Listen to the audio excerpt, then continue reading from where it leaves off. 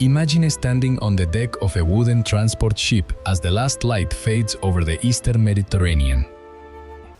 Damp ropes tighten against their pegs, sails breathe softly in the evening wind, and somewhere beyond the darkening horizon lies a country most of the passengers have never seen. They have crossed seas and mountain roads because they believe Jerusalem waits at the end of their journey. Yet their ships will soon turn toward a different shore, carrying them not to the holy city but into the wide, shifting waterways of Egypt. There, an army gathered beneath crosses and banners will capture a prize of remarkable value, reject terms that seem almost impossible to refuse, and finally become trapped by the very river on which its plans depend. How could a campaign come so close to achieving its sacred purpose and still return with nothing? The answer lies not in one disastrous moment, but in a slow accumulation of hopes, rivalries, delays, and misunderstood water. Before we follow those ships, allow yourself to settle into the story. Let your shoulders loosen, your hands rest, and the room around you grow a little quieter. There is no need to remember every ruler, date, or distant place. The names can pass gently through your thoughts, like reflections moving across a dark river. If these calm journeys into the medieval past offer you a peaceful place to return to, you may choose to subscribe, but only if the channel feels right for you. At this hour, other listeners may be resting beneath very different skies, hearing the same soft creak of imagined ships and the same distant bells of an age long gone. Tonight, we are traveling to the early 13th century, when Jerusalem remained a powerful dream in Western Christendom, and Egypt appeared to offer the road by which that dream might finally be reached. The Fifth Crusade grew out of an old frustration. Jerusalem had been recovered by Saladin in 1187, and although the Third Crusade had restored several coastal positions to Christian rule, it had not returned the Holy City. The Fourth Crusade had wandered even farther from its purpose, ending with the capture of Christian Constantinople in 604. Pope Innocent III therefore faced more than a military problem when he began calling for another expedition. He wanted to renew papal authority over the crusading movement and prove that such a vast undertaking could still be directed toward its declared goal. At the Fourth Lateran Council in 1215, preparations were organized with unusual care. Preachers received guidance, church income was taxed, donations were collected, and crusaders were promised spiritual privileges. Behind every noble vow stood quieter forms of work. Clerks copying appeals, priests reading letters aloud, craftsmen fitting saddles, women managing estates, and merchants calculating how much grain a ship could carry without losing too much space for horses. The expedition was intended to unite the Christian rulers of Europe, but unity remained easier to write on parchment than to create in practice. Frederick II, the young ruler expected to become the campaign's most powerful leader, repeatedly delayed his departure. Pope Innocent died in 1216, before the crusade he had planned could begin, leaving his successor, Honorius III, to preserve its momentum. Other rulers took the cross, among them King Andrew II of Hungary and Duke Leopold VI of Austria. Smaller groups came from German territories, Italy, the Low Countries, and the Crusader states themselves. They did not arrive as one army moving beneath a single command. They arrived in waves, each contingent carrying its own obligations, rivalries, supplies, and expectations. This would become one of the campaign's deepest weaknesses. It possessed enormous religious purpose, but no uncontested center of authority. In 1217, the first major forces gathered at Acre, the principal port of the reduced kingdom of Jerusalem. Acre was a city of stone walls, crowded markets, warehouses, churches, mosques, narrow streets, and busy quays where several languages could be heard in a single morning. Sailors unloaded barrels beside pilgrims sleeping under awnings, while horses recovering from the sea crossing stood uneasily in temporary enclosures. Controlling this route near the river The newcomers will allow us joined to John of resupply the Brienne, garrisons King of to the Jerusalem, south. whose title carried dignity, but did not mean that he controlled the city named in it. John understood the region better than most of the arriving European lords, yet he could not simply command them. Crusading armies were coalitions held together by vows, negotiation, personal loyalty, and temporary agreement. Even deciding where to march required long councils beneath canvas roofs, while servants tended lamps and guards waited outside in the coastal wind. The first operations took place in Palestine.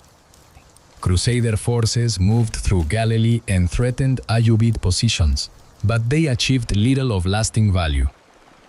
An attempt against the fortified height of Mount Tabor failed, despite the anxiety that the stronghold had created among the Franks. The countryside could sustain only so many men and animals, while rain, cold, illness, and uncertain supplies weakened enthusiasm. King Andrew eventually left the east, taking many of his followers with him. To later observers, his departure could look like a simple failure of courage, but medieval armies were governed by overlapping responsibilities. A ruler absent from home risked political disorder, financial strain, and challenges to his authority. Still, the effect was unmistakable. The crusade had reached the Holy Land, yet it had neither recovered Jerusalem nor broken Ayyubid power. The surviving leaders therefore returned to a strategy discussed for years. Instead of attacking Jerusalem directly, they would strike at Egypt.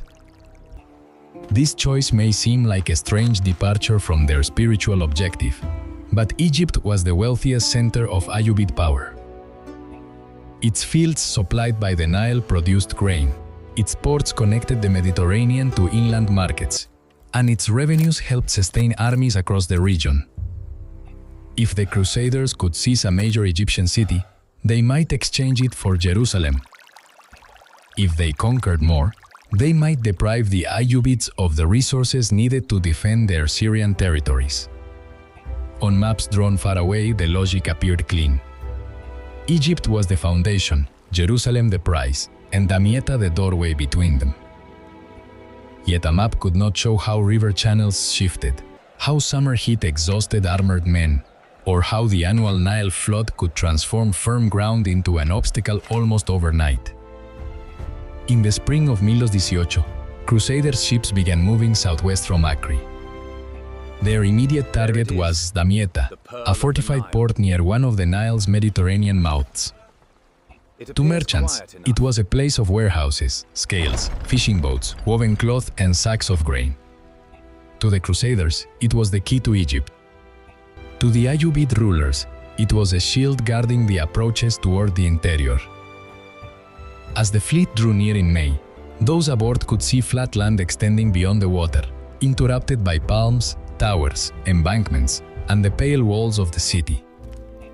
John of Brienne and his companions believed they had chosen a place whose capture might force the enemy to negotiate.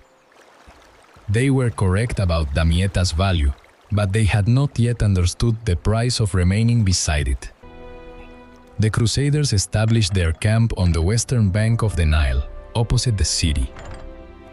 Tents rose over damp soil, animals were unloaded, cooking fires appeared, and priests prepared spaces for worship. Across the river stood Damietta's defenses, including walls strengthened by numerous towers. Before the attackers could reach the harbor, they faced an unusual barrier, a massive chain stretching across the water from the city toward the fortified tower built on an island. It was both a physical obstacle and a quiet warning. The Nile was not merely a road carrying the Crusaders into Egypt. It belonged to the defensive landscape of Egypt itself. Beneath the summer sky, carpenters began measuring timber, sailors studied the current, and commanders considered how to break the chain. The invasion had reached its first true test, and Damietta was waiting. Pardos the walls of Damietta. The first assaults against the chain tower began in June 12 AD, and they revealed how difficult the Nile would be to master. Boats approaching the fortification were exposed to stones, arrows, and incendiary weapons from above, while the current made it difficult for attackers to hold their position.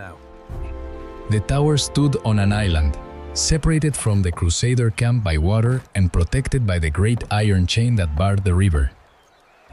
Ordinary ladders could not reach it securely, and individual ships offered platforms too narrow for a large assault party. Each failed attempt returned damaged vessels, exhausted crews, and wounded men to the western bank. Yet behind the noise of the siege, another kind of struggle was taking place among carpenters, sailors, rope makers, and engineers. If Damietta could not be opened by courage alone, it would have to be approached through patient construction. A cleric and chronicler named Oliver of Paderborn became closely associated with the solution. Two ships were fastened together to create a broad and relatively stable floating platform. Above them, workers raised a wooden siege tower supported by masts and yards, then protected parts of the structure with hides intended to resist fire. From its upper level, a long ladder or bridge could be lowered toward the defenders. The design required more than timber. It depended on balanced weight, dependable rope, experienced steering, and men willing to climb, while the entire structure shifted beneath their feet. On August 24, the floating engine moved toward the tower. Fighting continued through the dangerous approach, but by the following day, the defenders could no longer hold their position. The river fortification surrendered, and the chain that had guarded the passage was broken. News of the loss traveled beyond Damietta. The elderly Ayyubid Sultan al-Adil, brother of Saladin and ruler of a political world divided among members of his family, died soon afterward. Medieval chroniclers sometimes connected his death emotionally to the fall of the tower, although the precise relationship cannot be established with certainty. Authority in Egypt passed to his son al-Kamil, who now faced the burden of defending the Nile Delta while maintaining cooperation with relatives ruling elsewhere. From the Crusader camp, the capture of the tower appeared to be the opening they had needed. Ships could move farther into the river, and Damietta seemed more exposed. Yet the city itself remained protected by formidable walls, towers, a moat, and defenders supplied from the Egyptian interior. One obstacle had disappeared, but the siege was only entering its longer and more exhausting phase. As autumn settled over the delta, the Crusader camp grew into a temporary town. Paths formed between national contingents, merchants opened makeshift stalls, priests tended chapels, and ovens consumed a steady supply of wood and grain. Armor required cleaning in the damp air, horses needed fodder, and drinking water had to be guarded from contamination. Then winter storms arrived. Tents collapsed, ships were damaged, stores were lost, and low ground became heavy with mud. Disease moved through crowded quarters without regard for rank or homeland. A knight with an embroidered banner and a sailor sleeping beneath patched canvas could be weakened by the same tainted water. The Crusaders had crossed the Mediterranean to confront an enemy army, but much of their strength was being consumed by weather, sanitation, hunger, and waiting. The arrival of Cardinal Pelagius of Albano added another pressure. Sent as papal legate, he believed that a campaign undertaken for the Church should ultimately follow the authority of the Church. John of Brienne, however, was king of Jerusalem and had greater practical experience of warfare and diplomacy in the Eastern Mediterranean. Their disagreement was not simply a clash of personalities. It raised a question the Crusade had never fully answered: who possessed the right to make final decisions for an army composed of independent nobles, military orders, church representatives, sailors, and contingents from many regions? John favored caution and negotiation when circumstances required it. Pelagius increasingly represented the belief that perseverance, reinforced by expected help from Emperor Frederick II, could produce a more complete victory. Around them, Commanders listened, calculated, and chose sides, while ordinary soldiers continued repairing ditches beneath the winter rain. Early in 2219, instability spread through al-Kamil's camp. A conspiracy among his own forces forced him to withdraw temporarily, leaving positions near Damietta exposed. The Crusaders crossed the river and occupied the abandoned ground, tightening their hold around the city. For those watching from the walls, the horizon was now increasingly filled with enemy tents, banners, siege works, and cooking smoke. Within Damietta, food became harder to obtain, illness spread, and the routines of civilian life narrowed. Families measured grain more carefully. Water carriers moved through anxious streets, and defenders slept beside the walls they were expected to hold. Outside, the Crusaders also suffered from shortages and disease. The siege was becoming a contest between two communities, slowly consuming their reserves, each waiting for the other to weaken first. During this prolonged struggle, Francis of Assisi entered the story. In 1219, he crossed the lines with a companion and was brought before Sultan al-Kamil. Later traditions decorated the meeting in different ways, and the exact conversations cannot be reconstructed, but the encounter itself is widely accepted as historical. Francis hoped to preach his Christian faith, perhaps even to bring about conversion or peace. Al-Kamil did not convert, and the siege did not end, yet Francis appears to have been received and allowed to return safely. It was a quiet meeting within a violent campaign, a barefoot friar and a Muslim ruler speaking while armies waited beyond the pavilion. The moment did not alter the immediate course of the crusade, but its memory survived because it revealed another possibility: conversation across a frontier otherwise defined by walls, weapons, and fear. A more practical opportunity soon emerged through diplomacy. Al-Kamil offered terms that astonished many of the Crusaders. In exchange for their withdrawal from Egypt, he was prepared to return Jerusalem and much of the territory associated with the former Crusader kingdom. Christian captives would be released, and the relic revered in the West as the True Cross was also discussed, although whether it could actually have been delivered remained uncertain. Important fortresses in Transjordan, including Kerak and Montreal, would remain under Ayyubid control because they protected routes linking Egypt and Syria. John of Brienne believed the offer should be accepted. For a crusade supposedly undertaken to recover Jerusalem, it appeared to place the sacred objective within reach, without another prolonged siege. Pelagius and several influential supporters disagreed. Jerusalem's damaged defenses would be difficult to restore, while the Transjordan fortresses remained in Muslim hands. They also expected Frederick II to arrive with fresh imperial forces, after which the Crusaders might win not only Jerusalem but lasting control of Egypt.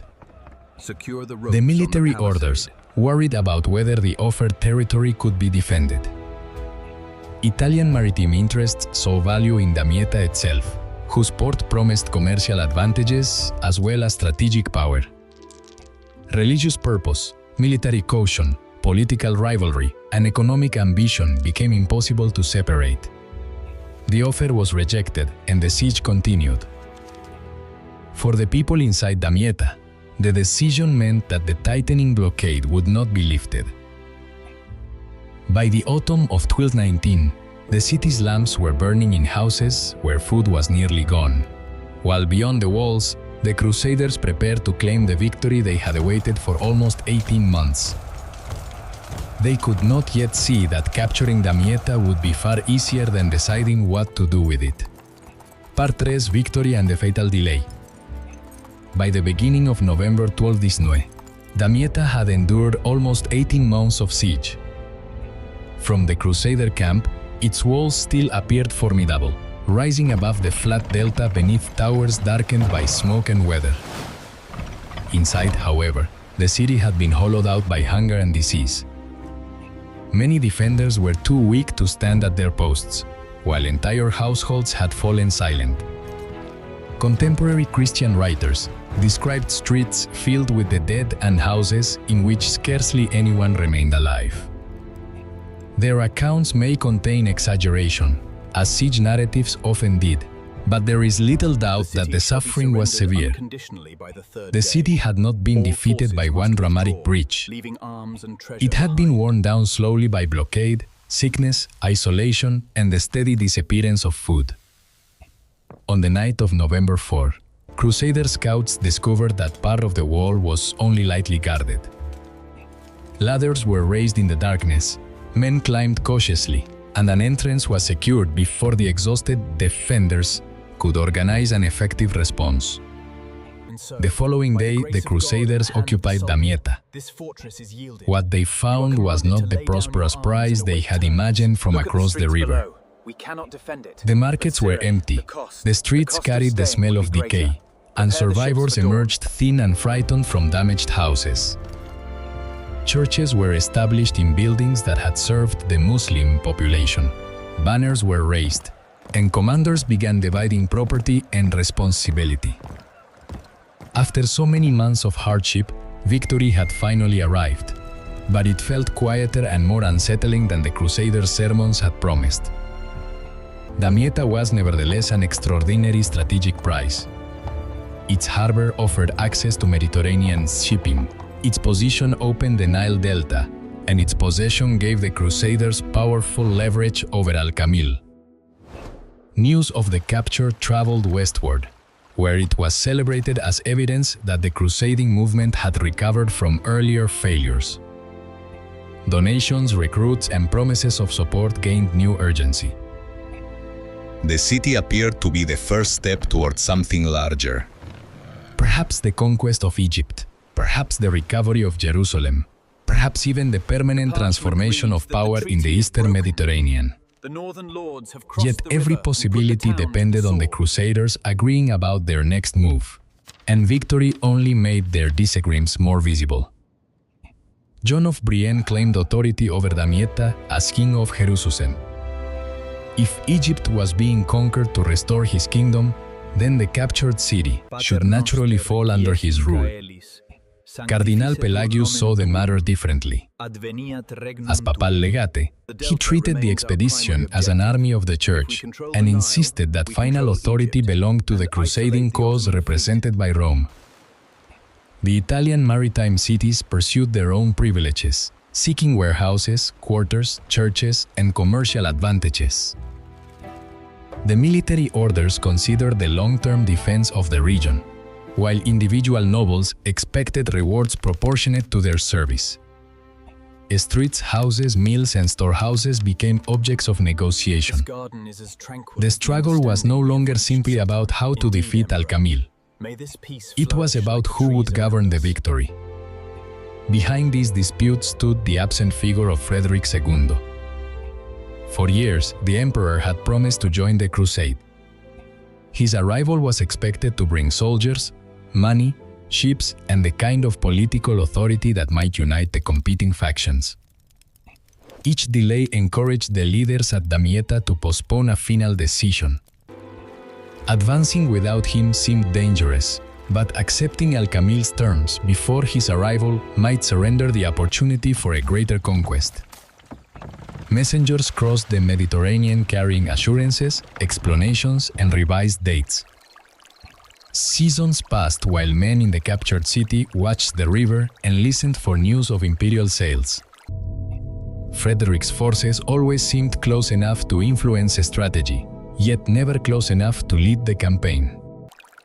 Al-Kamil used this pause to rebuild his position. He established a fortified camp farther south near Mansurah, where waterways and branches of the Nile offered natural protection.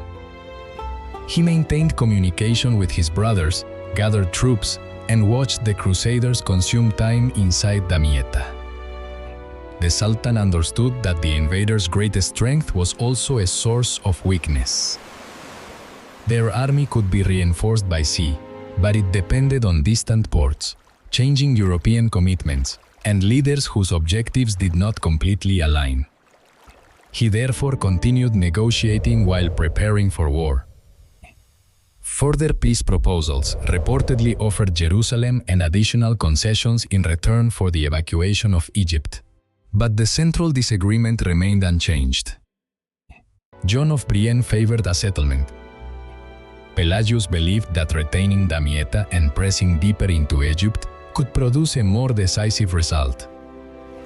The Crusaders' delay lasted through much of 220. Damietta gradually changed from a besieged city into an occupied Christian settlement.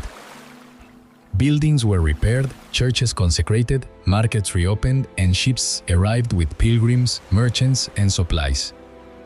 Yet comfort carried its own danger. Some Crusaders completed what they considered their period of service and returned home. Others became absorbed in disputes over property and command. Disease continued to appear in the damp environment, and maintaining thousands of people and animals remained expensive. The campaign possessed the city it had fought so hard to capture, but the momentum created by that victory slowly faded. Every month gave al-Kamil more time to strengthen the route toward Cairo and study the behavior of his enemies. John of Brienne eventually left Damietta for a period to pursue his claim to the Armenian kingdom of Cilicia through his wife, Stephanie. His departure further weakened the practical leadership of those who understood local conditions. Pelagius remained determined to hold the crusade together until imperial assistance arrived. In 1021, limited reinforcements connected to Frederick finally reached Egypt under Duke Louis of Bavaria, but the emperor himself did not come. These troops were enough to revive pressure for an advance, though not enough to resolve the divided command. To Pelagius and his supporters, waiting any longer risked allowing the crusade to dissolve. To John, who returned and warned against marching south during the season of the Nile's rise, the proposed movement was dangerously late. The geography ahead looked deceptively simple. Cairo lay upriver, and between Damietta and the Ayyubid capital stood Mansurah, al-Kamil's principal defensive position. A fleet could follow the army along the Nile, carrying food, equipment, and siege materials. If Mansurah fell, the road into the Egyptian interior might open. But movement through the delta depended upon canals, embankments, bridges, currents, and ground that changed with the river. The Crusaders had studied Egypt as a chain of strategic locations, Damietta, Mansurah, Cairo, without fully appreciating the living system connecting them. Water determined where armies could camp, how ships could move, and whether a retreat remained possible. John argued that Damietta should be retained as leverage or exchanged for Jerusalem. His objections were supported by experience, yet they could also be dismissed as the caution of a ruler defending his own political interests. Pelagius believed that divine favor, strengthened by the capture of the city, should not be wasted through hesitation. The papal legate also feared that accepting limited terms would leave the deeper power of Egypt intact. Neither side lacked reasons. The tragedy was that the crusade had no trusted authority capable of balancing them. If we move the troops here, Strategy became a contest of legitimacy, with religious confidence pressing against regional knowledge, while Frederick's continued absence left everyone waiting for a commander who would never arrive. In July 221, the decision was made. The Crusader army began leaving Damietta and moving south toward Mansurah. Banners lifted above the columns, ships advanced beside them, and carts pressed along the riverbank carrying food and equipment.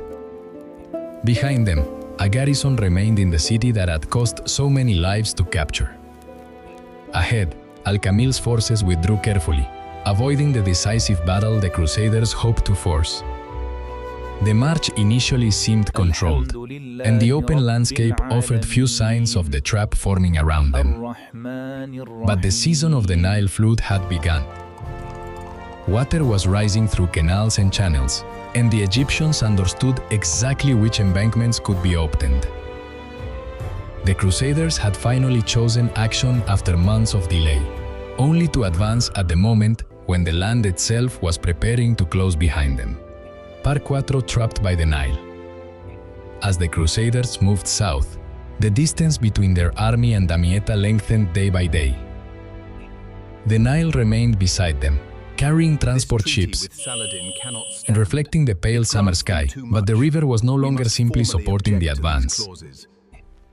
Every canal crossing narrowed the route behind them, and every embankment placed their safety in the hands of a landscape they did not control.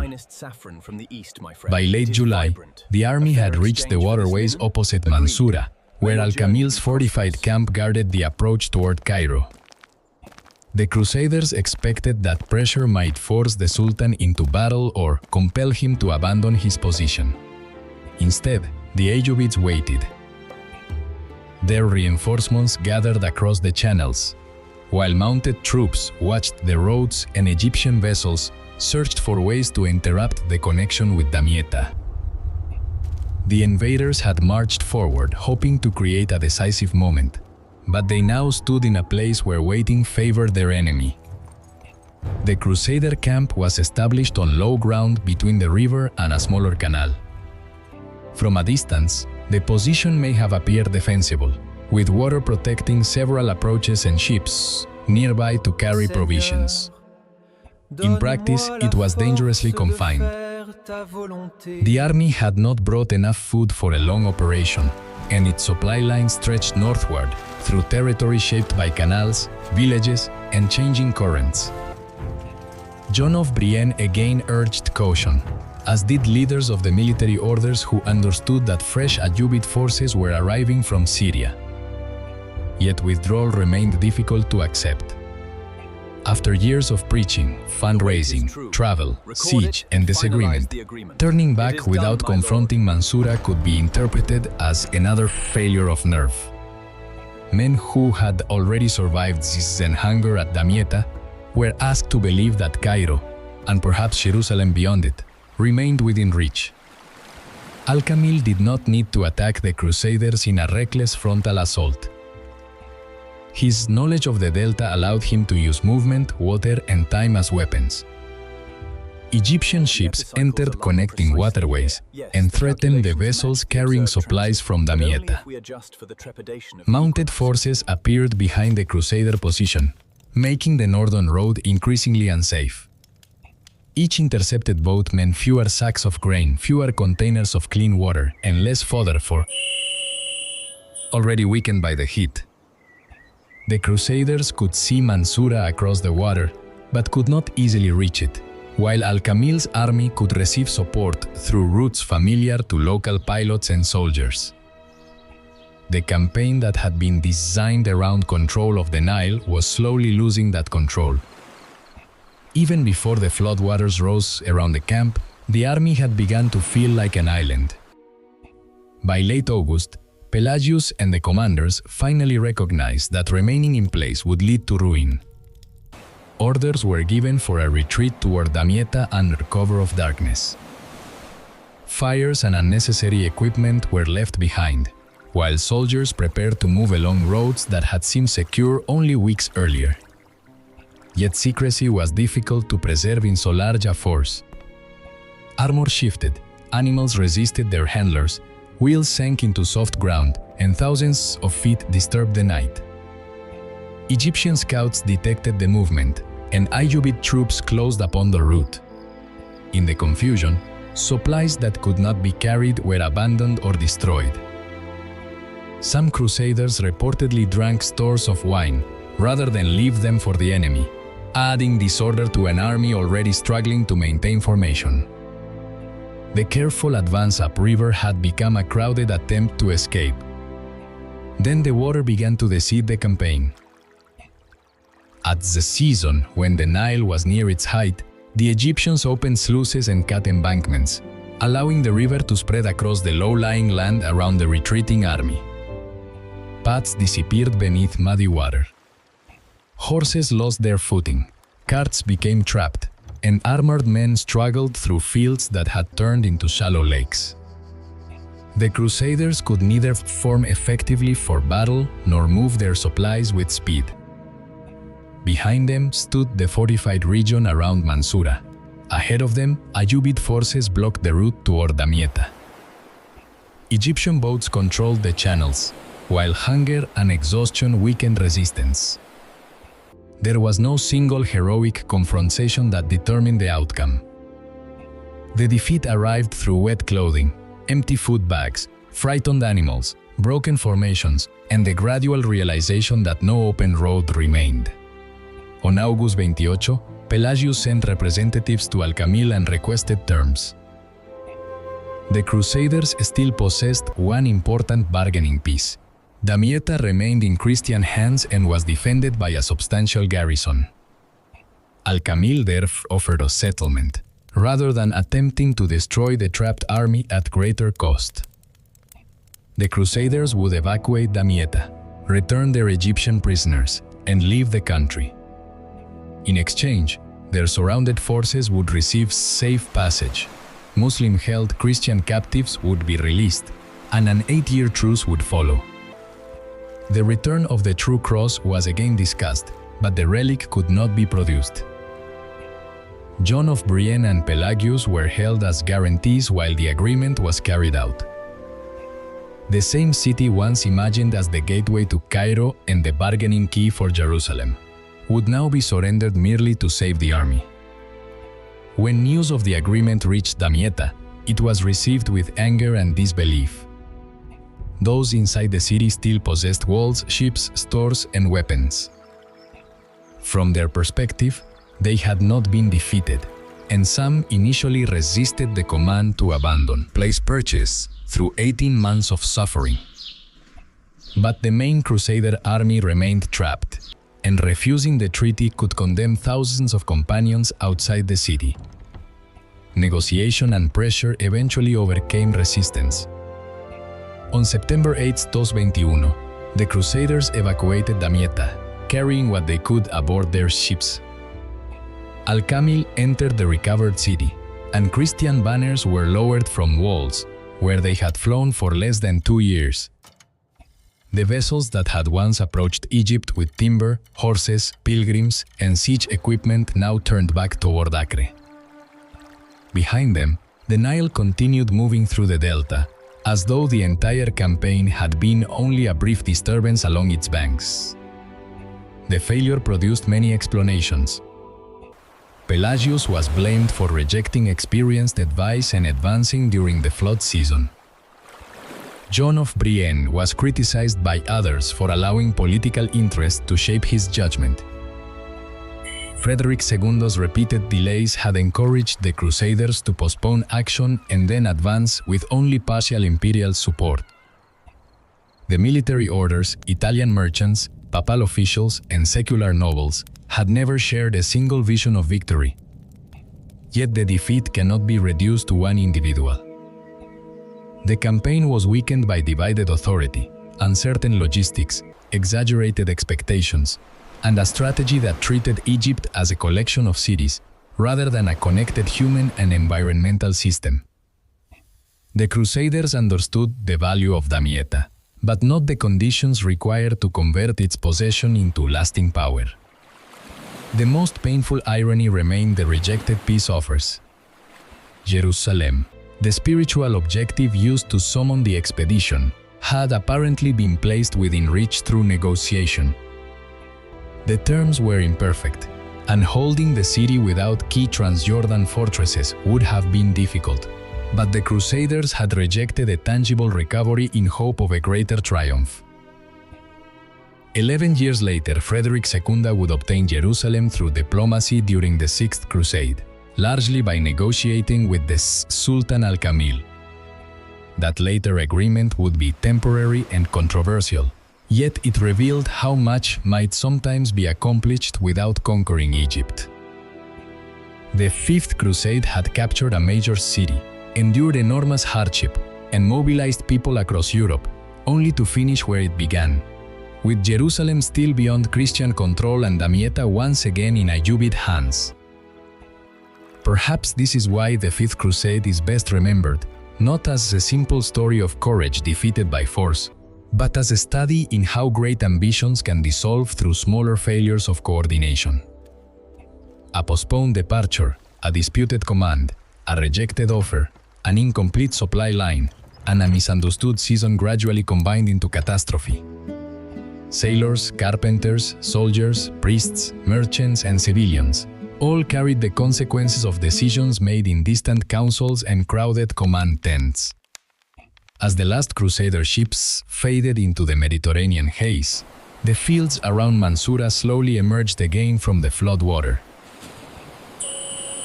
Farmers returned to damaged embankments, boats resumed their ordinary journeys, and Damietta's markets began another period of recovery. The banners had changed, but the river remained. Quietly and without judgment, the Nile had become the final commander of the Fifth Crusade.